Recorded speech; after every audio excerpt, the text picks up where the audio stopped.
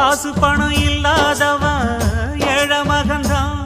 அவன் காட்டோரமா ரோட்டோரமா படுத்து தூங்குறான்.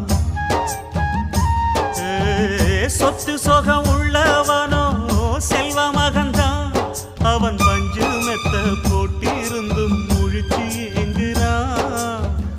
எது மற்ற பேர்களுக்கு ஏது கவலை? 4 காசு வச்சிருந்தா 100 கவலை. இங்கு ஆசை வச்ச நெஞ்சுக்கெல்லாம் அமைதி இல்லையே.